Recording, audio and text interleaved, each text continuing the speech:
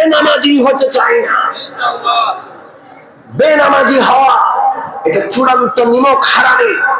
যে মালিক, আমার মালিক, আমাকে পয়দা করেছেন, সৃষ্টি করেছেন, আমার শ্বাস প্রশ্বাস, আমার রিজিক, আমার সুস্থতা, সবকিছুর মালিক, ওই মালিককে সেজদা করি না, কত বড় নিমক হারাম। বেনামাজি নিমক হারাম। আপনি বেনামাজি, খুব ভদ্র মানুষ, খুব রুচিশীল। কিসের রুচিশীল? কোন রুচি নেই। নিমক হারামের আবার কিসের রুচি? ঠিক ঠিক না? আপনি আপনার রুচি ঠিক করেন। আপনি আল্লাহর সামনে, যিনি আপনার স্রষ্টা, মাথা নোয়ানো শিখেন। আল্লাহ আপনাকে ডাকছে 5 বার মুয়াজ্জিনের কণ্ঠে, সাড়া দেন। ঠিক ঠিক না? পথে মানুষকে দাওয়াত দিতে গিয়ে, নবুয়তি জিম্মাদারি পালন করতে গিয়ে এমন কোনো কষ্ট নাই যেটা তিনি বরদাস্ত করেননি, এমন কোনো নির্যাতন নাই যেটা তাকে সইতে হয়নি। যখন চূড়ান্ত সীমায় পৌঁছে গেছে, সব দরজাগুলো যেন বন্ধ, কোথাও আর যাওয়া, একটু নিরাপত্তার সাথে আশ্রয় নেওয়ার আখিরি জায়গাটুকু যেন রইল না, রাসূলুল্লাহ বড় পেরেশান। কি করবেন? কিভাবে এত বড় দায়িত্ব পালন করবেন? গোটা মানবতার নবী তিনি। কিয়ামত পর্যন্ত গোটা মানবতাকে জাহান্নাম থেকে বাঁচানোর একটা পথ আল্লাহ তাকে দিয়েছেন। অনেক পেরেশান নবী। আল্লাহ রাব্বুল আলামিন বিশ্ব নবীকে এই পেরেশানি, এই নির্যাতন ভোগের কারণে এমন এক নেয়ামত, এমন এক সৌভাগ্য দান করলেন যেটা কোন নবীকে আল্লাহ দেননি। স্বয়ং আল্লাহ তাআলা দাওয়াত দিয়ে উর্দু জগতের মেহমান হওয়ার সুযোগ দান করলেন। এটাই হলো মেরাজ। আল্লাহ রাসূল সাল্লাল্লাহু আলাইহি ওয়াসাল্লাম হযরত উম্মে হানির ঘরে ঘুমন্ত। হযরত জিবরিল মিকাইল আসলেন, আল্লাহর দাওয়াত নামা পৌঁছাইলেন। রাসূলুল্লাহ জাগ্রত হয়ে দাওয়াত পেলেন, এক্ষুনি সফর, আর সময় নেই। উর্দু জগতের ভ্রমণের জন্য কিছু প্রস্তুতি আছে। প্রত্যেক ভ্রমণের জন্য একটা প্রস্তুতি আছে না নাই? আপনি যখন এখান থেকে আজিমপুর যান, একটা সাধারণ প্রস্তুতি, একটা জামা গায়ে দিলেন, টুপিটা মাথায় দিলেন, এটা এক রকমের প্রস্তুতি। আপনি চট্টগ্রাম যাবেন, প্রস্তুতিটা আরেকটু বেশি। আপনি মক্কা মদিনায় যাবেন, আরেকটু বেশি, আরেকটু প্রস্তুতি বেশি। আর রাসূলুল্লাহ যাচ্ছেন এমন জায়গা যেখানে পৃথিবীর কেউ কোনোদিন যায় নাই। সরাসরি আল্লাহর আরশের মেহমান রাসূলুল্লাহ। তার প্রস্তুতিটা কেমন হওয়া দরকার? তবে আমাদের মতো জামা কাপড় গোছানোর প্রস্তুতি না। ওখানে যেতে হলে আধ্যাত্মিক একটা শক্তি দরকার, ওই রকমের বক্ষ দরকার। এই জন্য আল্লাহ রসুলকে নিয়ে প্রথমে হাতিমে গেলেন। কাবা ঘরের পাশের ঘেরাও করা জায়গাটার নাম হাতিম। আল্লাহ রসুলকে শোয়ানো হলো। হযরত জিবরিল রাসূলুল্লাহর বক্ষ, সিনাটাকে ফাড়লেন, বিদারণ করলেন। জান্নাত থেকে নিয়ে আসা একটা সোনার তস্তরির মধ্যে আল্লাহ রসুলের কলিজা, গুদ্দা সবকিছু রাখলেন। জান্নাতি পেয়ালায় রাসূলুল্লাহর বুকের ভিতরে অঙ্গ প্রত্যঙ্গ গুলো রেখে পবিত্র জমজমের পানি দিয়ে সেটা ধৌত করা হলো। আল্লাহ!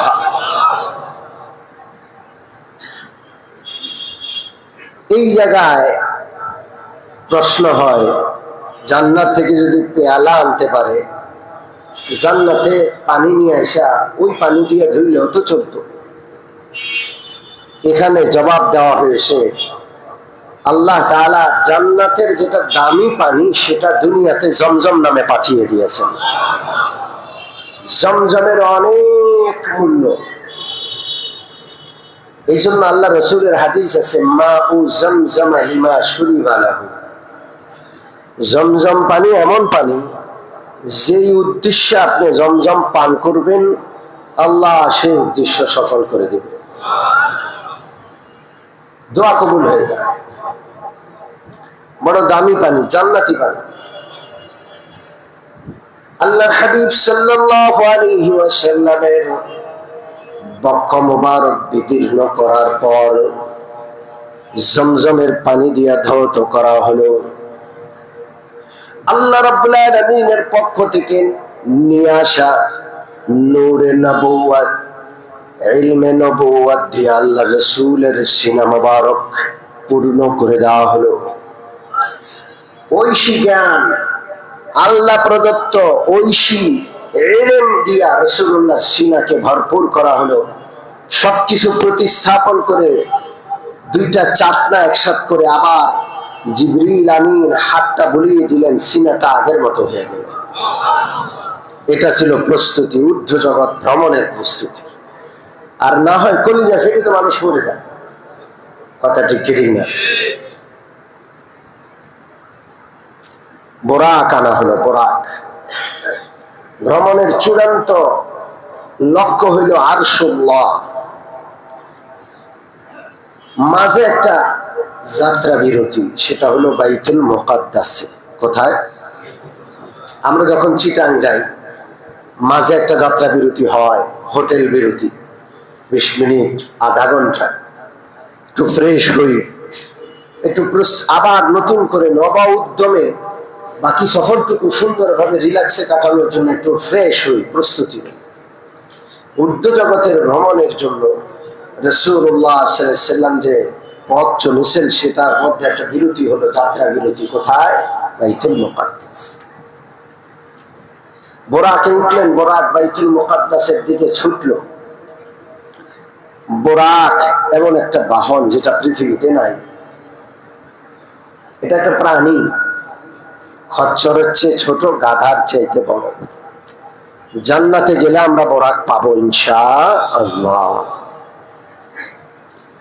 বোরাক এত দ্রুতগামী একটা বাহন যে এর এক কদম আরেক কদম থেকে এত দূরে গিয়ে পড়ে, চোখের দৃষ্টি সীমা যত দূরে যায়। আল্লাহর হাবিব সাল্লাল্লাহু আলাইহি ওয়াসাল্লাম বোরাকে আরোহণ করলেন। জিবরিল আমিন রাসূলুল্লাহর পিছনে বসলেন।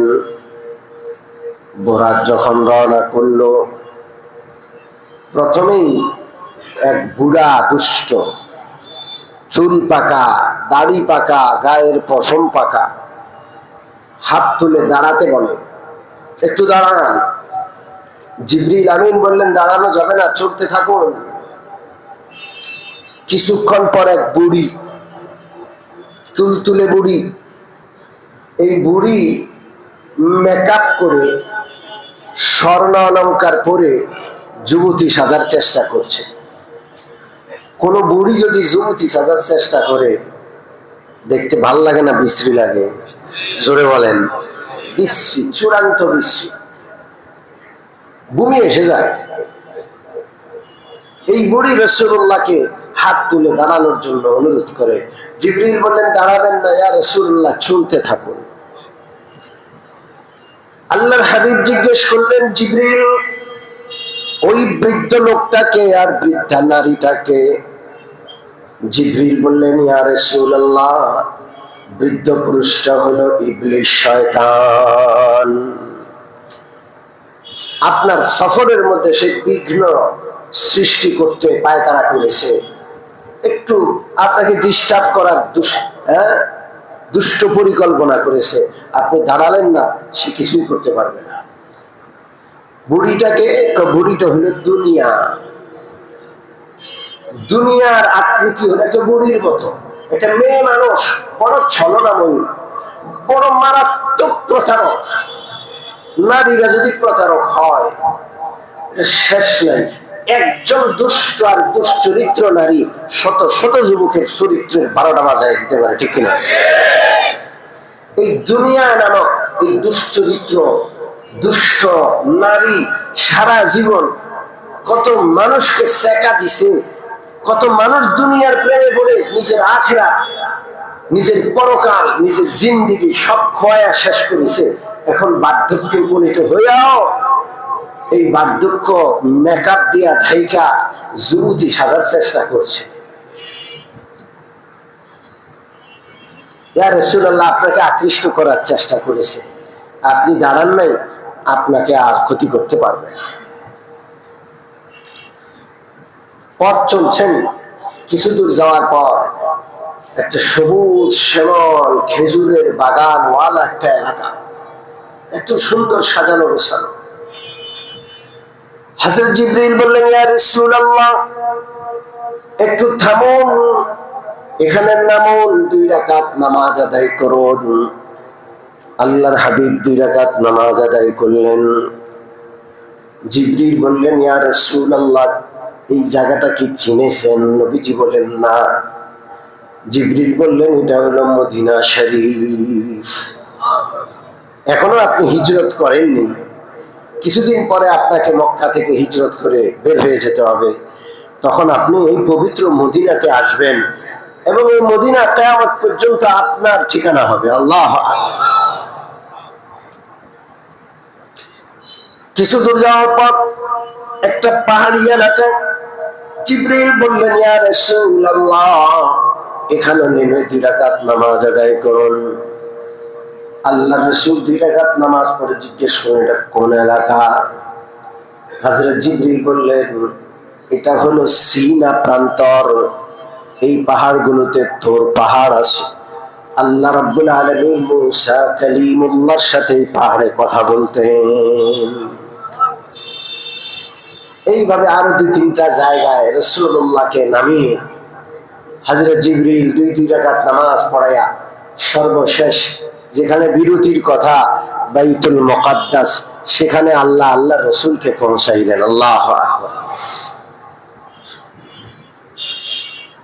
বাইতুল মুকাদ্দাস মসজিদে প্রবেশ করে আল্লাহর হাবিব তাকায় দেখলেন, বিশাল বড় বাইতুল মুকাদ্দাস মুসল্লি দিয়ে কানায় কানায় পূর্ণ, কোনো জায়গা খালি নাই, একটা মানুষ বসার জায়গা আর নাই। তবে আজকের মুসল্লিরা সাধারণ নবাবগঞ্জের কোনো মুসল্লি নয়, দুনিয়ার কোনো সাধারণ মসজিদের মুসল্লি নয়। আমার হাবিব মুহাম্মদুর রাসূলুল্লাহর অপেক্ষায় বাইতুল মুকাদ্দাসের পবিত্র মসজিদের আজকের মুসল্লিরা হইলেন সমস্ত নবী কেরাম, সমস্ত নবীগণ।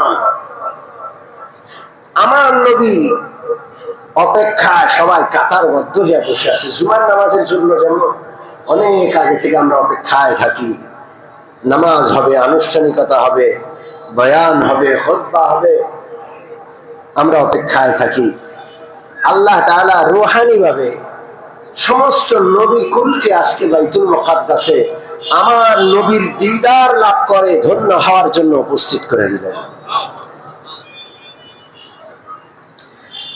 রাসূলুল্লাহ যখন পৌঁছলেন, কাতার সিধা করা হলো, ইমামতের মুসল্লাটা ফাঁকা, সবাই অপেক্ষা করছে ইমাম সাহেব আসবেন, কিন্তু কে ইমাম হবেন? আল্লাহর হাবিব বলেন, জিবরিল আমার হাতখানা ধরে ইমামতের মুসল্লায় দাঁড় করায় দিলেন। আল্লাহু সাইয়্যিদুল কাওনাইনি খাতামুল মুরসালিন, সাইয়্যিদুল কাওনাইনি খাতামুল মুরসালিন, আখির আমদ বুদ ফখরুল আউয়ালিন, আখির আমদ বুদ ফখরুল আউয়ালিন। আমার নবী সবার শেষে আসছেন, কিন্তু সব চাইতে বড় মর্যাদার অধিকারী। আল্লাহ আসছেন পরে, কিন্তু সবার চাইতে মর্যাদা আল্লাহ তাকে বেশি দিয়েছেন। ইমামুল আম্বিয়া, সমস্ত নবীগণের ইমাম। আজকে আল্লাহ তাআলা নবীগণের ইমাম রে দিয়া ইমামতি করাইয়া নবীগণকে মুক্তাদি বানাইয়া প্র্যাকটিক্যাল মুক্তাদি বানাইয়া দিবেন, প্র্যাকটিক্যাল ইমামকে ইমাম হিসাবে স্বীকৃতি দিয়া দিবেন। সুবহানাল্লাহ। আল্লাহ রাসূল 2 রাকাত নামাজের ইমামত করলেন। সমস্ত নবীকুল রাসূলুল্লাহর পিছনে ইত্তেদা করে 2 রাকাত নামাজ পড়লেন। নামাজ শেষ হওয়ার পর সবাই কাছে কাছে এসে বসলেন। মজলিস হবে, মাহফিল হবে। আজকের মাহফিলের প্রধান আলোচক, প্রধান মধ্যমণি মুহাম্মদুর রাসূলুল্লাহ সাল্লাল্লাহু আলাইহি ওয়াসাল্লাম। সারা জীবন নবীরা শুধু মুহাম্মদুর রাসূলুল্লাহর নাম শুনেছেন। আজকে সচক্ষে দেখার, তার আলোচনা শোনার, দু চোখ জুড়িয়ে তার রূপ সৌন্দর্য উপভোগ করার একটা সময়। সবাই ভিড় জমায় বসে আছে। রাসূলুল্লাহর আগমন। সর্বপ্রথম হযরত ইব্রাহিম, জাতির পিতা ইব্রাহিম আলাইহিস সালাম দাঁড়ালেন। তার কলিজার টুকরা সন্তান। 1000 বছর আগে ইব্রাহিম যে সন্তানের জন্য কাবা ঘর নির্মাণের আগে পবিত্র মক্কা নগরীতে হযরত হাজরা, হযরত ইসমাইলকে রেখে যাওয়ার সময় দোয়া করেছিলেন। আল্লাহু আকবার। সেই 1000 বছর আগের দোয়ার ফল হইলেন মুহাম্মদুর রাসূলুল্লাহ সাল্লাল্লাহু আলাইহি ওয়াসাল্লাম। এই জন্য হযরত ইব্রাহিমের খুশি বেশি। হযরত ইব্রাহিম দাঁড়িয়ে মানপত্র পাঠ করলেন, যোগ্য সন্তানের সম্মানে। যোগ্য পিতা খলিলুল্লাহ মানপত্র পেশ করলেন। আল্লাহু আকবার। মানপত্র বুঝেন? অনেকে বুঝে, অনেকে হয়তো বুঝেন না। প্রেসিডেন্ট আসলে, বড় কোনো ব্যক্তি আসলে তার সম্মানে মানপত্র পাঠ করা হয়। আপনার আগমনে আমরা যার করোনাই আনন্দিত। আপনার পদধূলিতে আমাদের এলাকা আজকে ধন্য হলো। আপনার আগমনের আজকের এই দিনটি চিরস্মরণীয় হয়ে থাকবে। মানপত্র বুঝলেন তো নাকি? রাসূলুল্লাহর আগমনে ইব্রাহিম খলিলুল্লাহ মানপত্র সর্বপ্রথম পাঠ করলেন। এরপর হযরত মূসা, হযরত ঈসা, হযরত দাউদ, হযরত সুলাইমান এই নবী কোল মানপত্র পাঠ করলেন। সর্বশেষ মুহাম্মদুর রাসূলুল্লাহ সাল্লাল্লাহু আলাইহি ওয়াসাল্লাম সমস্ত নবীদেরকে সামনে নিয়ে বিদায় ভাষণ দিলেন। আল্লাহ সভাপতির ভাষণ দিলেন। মজলিস খতম হলো। ওয়াজ মাহফিল শেষ হলে বক্তার জন্য একটু মেহমানদারির ব্যবস্থা থাকে। আল্লাহর হাবিবের জন্য দুধ, মধুর ব্যবস্থা। আল্লাহ এক পাশে শরাবের একটা পেয়ালা আছে। আজকে নবীজির পরীক্ষা, কোনটা নবীজি গ্রহণ করেন। নবীজি সৎ স্বভাবের, নবীজির স্বভাব, নবীজির রুচি পৃথিবীর সর্বোত্তম রুচি। রুচিশীল মানুষ বিশ্রী জিনিস দেখেই বুঝে ফেলে, ঠিক কি না? আমার নবী দুধ গ্রহণ করলেন। আল্লাহু আকবার। দুধ পান করলেন। কোন কোন বর্ণনা আছে একটু মধু মিশিয়ে নিলেন। এই জন্য দুধ খাবো। মুসলমানের কোন ঘর মধু ছাড়া যেন না থাকে, ইনশাআল্লাহ বলে। মধুর মধ্যে শেফা। বাচ্চা একটু অসুস্থ, 2 ফোঁটা মধু দিয়ে দেন। কারণ কোরআনে বলছে শিফাউল লিন্নাস, গোটা মানবতার জন্য মধুর মধ্যে সবসময়ের জন্য, কিয়ামত পর্যন্তের জন্য শেফা। কথাটি ঠিক না? এই মধুর মধ্যে বাঙালিরা ভেজাল করছে কি করে নাই? এমন কোন জিনিস নাই যেখানে এই দেশের মানুষ কি করে নাই, ভেজাল।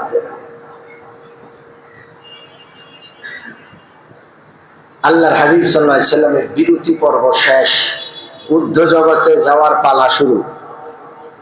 বোরাক, এখন আর বোরাক ঊর্ধ্ব জগতে যাবে না, রফ রফ আনা হলো। মিম্বর সাদৃশ্য, এই যে মিম্বরে আমরা বসি, এরকম সিঁড়িওয়ালা একটা বাহনের নাম রফ রফ। নবীজি আরোহণ করলেন। ডান পাশে জিবরিল, বাম পাশে মিকাইল। নবীজিকে নেওয়ার জন্য লক্ষ কোটি অগণিত ফেরেশতা যারা আসছেন, আমার নবীর চতুর পাশ দিয়ে তারা নবীজিকে নিরাপত্তা বেষ্টনী নিয়ে দিয়ে ঊর্ধ্ব জগতের ভ্রমণ শুরু করলেন। আল্লাহ। প্রথম আসমানের দূরত্ব জমিন থেকে 500 বছরের রাস্তা, কিন্তু রফ রফ এত দ্রুতগামী বাহন, চোখের পলকে মুহূর্তে প্রথম আসমানে পৌঁছে যায়। আসমানের দরজা বন্ধ। দারোয়ান জিজ্ঞেস করে, কে? আসমানের গেটে দারোয়ান আছে না নাই? বুখারী শরীফ। জিবরিল পরিচয় দিলেন, আমি জিবরিল। আপনার পাশে কে? মুহাম্মাদুর রাসূলুল্লাহ সাল্লাল্লাহু। সাথে সাথে গেট খুলে দেওয়া হলো। আল্লাহ, দরজা আছে না নাই? এই জন্য আমি বলি, কিয়ামত পর্যন্ত যারা মহাশূন্য গবেষণা করছে, নাসা পাসা আরো কত কিছু আছে না নাই, সারা জীবন গবেষণা করে কিয়ামত পর্যন্ত প্রথম আসমান পর্যন্ত পৌঁছতে পারবে না। ওখানে দরজা লাগানো। আমার নবীকে 1450 বছর আগে আল্লাহ প্রথম ধাপে, এই তো প্রথম আসমান পার করাইলেন, দ্বিতীয় আসমান, তৃতীয় আসমান, সব আসমানের সব রহস্য দেখাইয়া আল্লাহর আরশে আল্লাহ মেহমান বানালেন। এই জন্য পৃথিবীর সর্বপ্রথম নভোচারী, সর্বপ্রথম ঊর্ধ্ব জগতের ভ্রমণকারী হলেন মুহাম্মাদুর রাসূলুল্লাহ সাল্লাল্লাহু আলাইহি ওয়াসাল্লাম। গোটা পৃথিবীর উপর নাসা রাজত্ব করছে, নাসা দিয়া আমেরিকা রাজত্ব করছে। বিজ্ঞানের বুলি মানুষকে শোনাইয়া শোনাইয়া আমরা মুসলমানরা ব্যর্থ। না হয় আমরা মেরাজের ঘটনা শোনাইয়া কিয়ামত পর্যন্তের জন্য গোটা মানবতার উপর রাজত্ব করতে পারতাম। কোটি টাকার মালিক যেমন 5 টাকা দেখে হা করে তাকায়, ভিক্ষুকের মতো হাত বাড়াইলে বোকা। যে উম্মতের মেরাজের ইতিহাস আছে, যে উম্মতের নবী ঊর্ধ্ব জগৎ জয় করে এসেছেন, সেই উম্মত দুর্ভাগা নাসার দিকে বিজ্ঞান ভিক্ষা করে।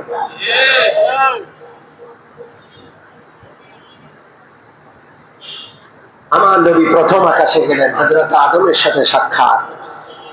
দ্বিতীয় আকাশে হযরত ইয়াহিয়া, হযরত ঈসার সাথে। তৃতীয় আকাশে হযরত ইউসুফ। চতুর্থ আকাশে হযরত ইদ্রিস। পঞ্চম আকাশে হযরত মূসা। ষষ্ঠ আকাশে হযরত হারুন। সপ্তম আকাশে জাতির পিতা হযরত ইব্রাহিম আলাইহিস সালাম। প্রত্যেক নবীর সাথে সাক্ষাতের কিছু কথা আছে, বর্ণনা আছে, বলার সময়। সপ্তম আকাশ শেষ করে আল্লাহর হাবিব সাল্লাল্লাহু আলাইহি ওয়াসাল্লাম উপরে উঠলেন। সেখানে সিদরাতুল মুনতাহা। এই জগতের একটা সীমান্ত আছে, ওই সীমান্তের উপরে হইল আল্লাহর রাজত্ব, সেখানে কেউ যেতে পারে না। মুহাম্মাদুর রাসূলুল্লাহকে আল্লাহ সেখান পার করে আল্লাহর আরশে নিলেন। আল্লাহ, এই সফর কেন? 3টা হাদিয়া আল্লাহ দিলেন তার নবীকে। কয়টা হাদিয়া? জোরে বলেন। খুব সংক্ষেপ করছি, একদম 3 নম্বর হাদিয়াটা আগে বলবো। আল্লাহ রাব্বুল আলামিন তার নবীর মাধ্যমে ঘোষণা করাবেন, কোন বান্দা যদি ঈমানের সাথে মৃত্যুবরণ করে, জীবনে শিরক থেকে বেঁচে থাকে, আল্লাহ রাব্বুল আলামিন তাকে ক্ষমা করে জান্নাত দান করে দিবেন।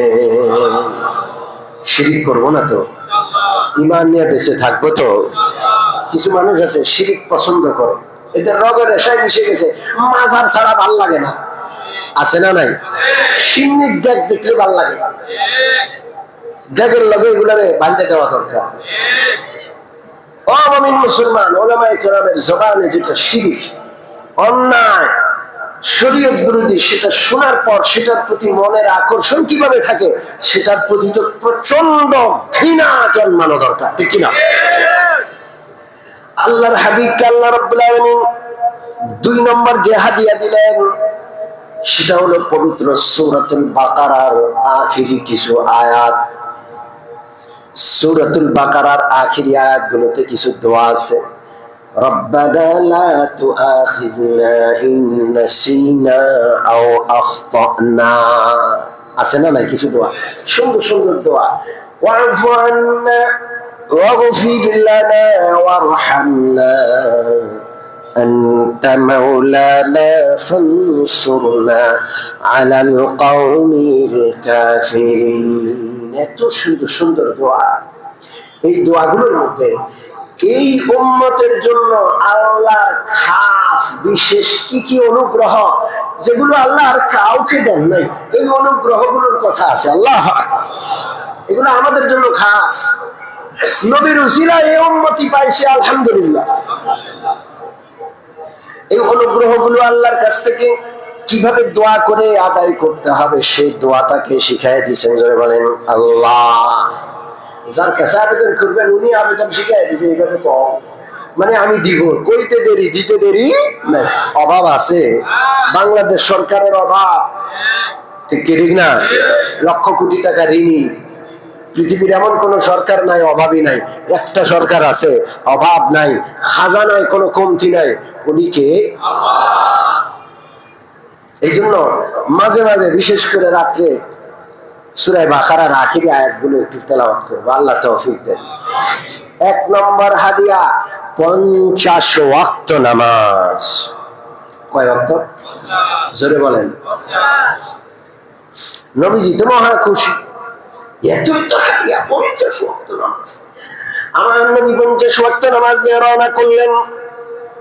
মুসা আলাইহিস সালামের সাথে সাক্ষাৎ, তিনি বললেন, হুজুর, উম্মত চালানোর অভিজ্ঞতা আমার খুব আছে, বনি ইসরায়েলরা জ্বালায়া আমারে সাইখাই করছে, আমি খুব জানি উম্মত কি জিনিস, 50 ওয়াক্ত নামাজ কঠিন হবে, আপনি আল্লাহর কাছে আবেদন করে একটু কমান। নবীজি গেলেন, 5 ওয়াক্ত কমানো হইল, 45 ওয়াক্ত নিয়ে আবার রওনা। মুসা কয় আবার গেছে, আবার 5 ওয়াক্ত কমাইছে, মুসা আবার পাঠায়, আবার 5 ওয়াক্ত, সর্বশেষ কয় ওয়াক্ত রইল? নবীজির মনটা একটু খারাপ, আরে 50 ওয়াক্ত থাকলে কতই না ভালো হইতো। বেশি সবাই পছন্দ করে, জোরে বলেন ঠিক না? পরিমাণ বেশি সবাই কি করে, আরে উম্মত 5 ওয়াক্ত করলো কতটা সওয়াব পাবে। আল্লাহ রাব্বুল আলামিন নবীকে সান্ত্বনা দেওয়ার জন্য আওয়াজ দিলেন, মা ইউবাদদালুল কওলু লাদাইয়া, ওগো নবীজি, আমার কথার হেরফের হয় না। যদিও 5 ওয়াক্ত করে দেওয়া হলো সহজের জন্য, আমি আল্লাহ 50 ওয়াক্তের সওয়াব 5 ওয়াক্তে দান করে দিব। মেরাজের আলোচনা শুনলাম, ভালো লাগলো, এই পর্যন্ত যদি সীমাবদ্ধ থাকি চলবে না। মেরাজের হাদিয়া নামাজ, সারা জীবন নিজের বুকে ধারণ করব, নামাজি বান্দা হব। কারা কারা রাজি? হাত তুলি দেখায়। নারায়ে তাকবীর, নারায়ে তাকবীর, হাত নামা। মেরাজের নামাজের হাদিয়া সম্পর্কে 2-1টা পয়েন্ট। নামাজ ছাড়া যত ইবাদত আছে, আল্লাহ রাব্বুল আলামিনের যত বিধান আছে, সব জিবরিলের মাধ্যমে আল্লাহ পাঠায়া দিবেন। জিবরিল যাকাতের বিধান নিয়ে গেল, হজের বিধান নিয়ে আসলো, কিন্তু নামাজ এমন একটা আল্লাহর বিধান, কারো মাধ্যম ছাড়া নবীজিকে আল্লাহর আরশের মেহমান বানায়া আল্লাহ নিজ কুদরতি হাতে নবীর কাছে দান করলেন। কত গুরুত্বপূর্ণ। 2 নম্বর, যত ইবাদত আছে সব বাৎসরিক। রমজানের রোজা বছরে একবার, হজ সারা জীবনে একবার, যাকাত সম্পদশালী বছরে একবার দিবে। কিন্তু নামাজ এটা বাৎসরিক ইবাদত নয়, এটা প্রাত্যহিক ইবাদত। প্রত্যেক দিন কয়বার? জোরে বলেন। বিশ্বাস করেন, রোজা, হজ, যাকাত এগুলো ঈমানের আলামত নয়, 5 ওয়াক্ত নামাজ হলো ঈমানের আলামত। আপনি ইমানদার, আপনি নামাজ পড়েন না, আপনার নামাজের আইডি কার্ড হই নাই, আপনার ঈমানের পরিচয় পত্রই নাই, ঠিক না? আপনি 5 ওয়াক্ত নামাজ পড়েন, আপনি ঈমানের পরিচয় পত্র ধারণ করেন, আপনি নামাজি। মুসলমানদের মধ্যে নামাজি বেশি না বেনামাজি?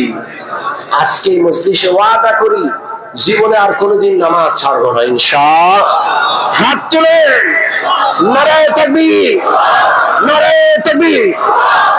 বেনামাজি হতে চাই না। বেনামাজি হওয়া এটা চূড়ান্ত নিমক হারামে। যে মালিক, আমার মালিক, আমাকে পয়দা করেছেন, সৃষ্টি করেছেন, আমার শ্বাস প্রশ্বাস, আমার রিজিক, আমার সুস্থতা, সবকিছুর মালিক, ওই মালিককে সেজদা করি না, কত বড় নিমক হারাম। বেনামাজি নিমক হারাম। আপনি বেনামাজি, খুব ভদ্র মানুষ, খুব রুচিশীল, কিসের রুচিশীল? কোন রুচি নেই। নিমক হারামের আবার কিসের রুচি? ঠিক না? আপনি আপনার রুচি ঠিক করেন। আপনি আল্লাহর সামনে, যিনি আপনার স্রষ্টা, মাথা নোয়ানো শিখেন। আল্লাহ আপনাকে ডাকছে 5 বার মুয়াজ্জিনের কণ্ঠে, সাড়া দেন, ঠিক কি না? আমি আল্লাহ যদি তৌফিক দেয় একটা লম্বা সময় নিয়ে নামাজের আলোচনা করব ইনশাআল্লাহ। আজকে শুধু এতটুকু পর্যন্তই। মেরাজের হাদিয়া গ্রহণ করলাম তো ইনশাআল্লাহ। মওত পর্যন্ত নামাজ ছাড়বো না ইনশাআল্লাহ। আমাদের জীবনটাকে আল্লাহ নামাজ দিয়ে পরিবেষ্টন করে দিয়েছেন, ঘিরে দিয়েছেন, বেঁধে দিয়েছেন। সকালে ঘুম থেকে উঠলেও নামাজ, কিছুক্ষণ পর যোহর, কিছু সময় যাইতে না যাইতে আসর, আসরের পর দম নিতে না নিতে মাগরিব, মাগরিবের পর আবার শুইতে গেলে এশা। ওরে দিনের শুরু নামাজ দিয়া আবার শেষ হোক কি নামাজ। কোন কাজ মনোযোগ দিয়ে করা যায় না। গোটা বিশ্বের অমুসলমান সকালে কাজ শুরু করছে, রাত পর্যন্ত কন্টিনিউ কাজ আর কাজ। আর আমরা এমন এক জাতি, কিছুক্ষণ কাজ করার পরে জোহরের ব্রেক, কিছুক্ষণ কাজ করার পরে আসরের ব্রেক, কিছুক্ষণ কাজ করার পরে মাগরিবের ব্রেক, কিছুক্ষণ কাজ করার পরে এশার ব্রেক। আর নামাজের জ্বালায় তো কাজই করতে পারলাম না। আল্লাহ বুঝাইতে চান, তোর কাজ হইলো আমার সেজদা করা। চাকরি বাকরি, কৃষি, ব্যবসা, এগুলো তোর আসল কাজ না। পেটের দায়ে একটু করতে হয়, কর। আসল কাজ হইলো আমি যখন ডাকবো সব ব্রেক করে আমার কুদরতি কদমে সিজদায় লুটিয়ে পড়। রাজি আছেন ইনশাআল্লাহ? আল্লাহ আমাদেরকে নামাজি বান্দা হওয়ার তৌফিক দান করেন। আমিন ওয়া আখিরু দাওয়ানা আলহামদুলিল্লাহি রাব্বিল